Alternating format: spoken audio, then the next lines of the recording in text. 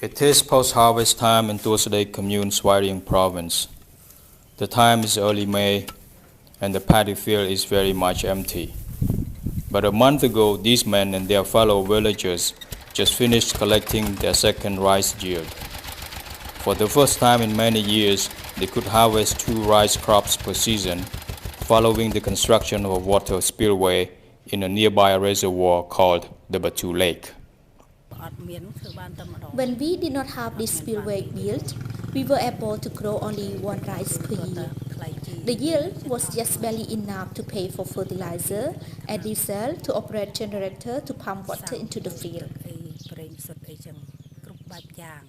This is the spillway, a concrete wall which is over 2 meters high and 32 meters long. It functions as a dam to preserve water in the lake. There used to be a metal gate under the bridge, but corrosion destroyed it, leaving an open gap through which rainwater flowed downstream. Little of it could be tapped for farming.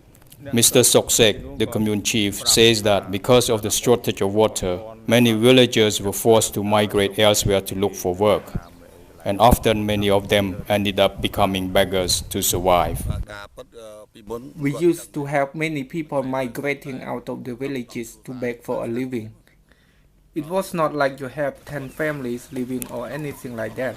I'm talking about groups of families living to the extent that the villages became so quiet. Children had to abandon school because they had to go with their parents. In May 2011, the spillway was built. The construction cost $21,100.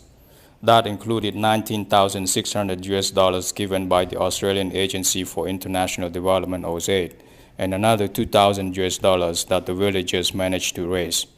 It was a sizable amount of contribution by the villagers, many of whom live in mud houses. The dam is just one activity under 46 projects that the United Nations Development Program and the Global Environment Facility Small Grant Program are implementing jointly to help improve the livelihoods of poor villagers in the face of climate change impacts. The projects also receive funding from the Swedish government. Mr. Soksek says that the increase in farming cycles has also created employment opportunities in the commune.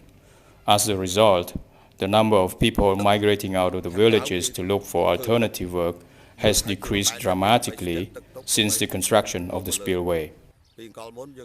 In the past, we were able to grow rice on about 400 hectares only, but now we can do on almost 1,000 hectares.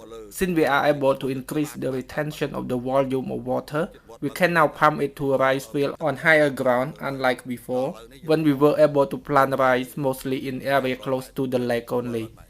Now we can pump water to as far as 500 to 700 meters away. It is really delightful for us as the leaders of the commune to see that people are now able to make the most use of their land.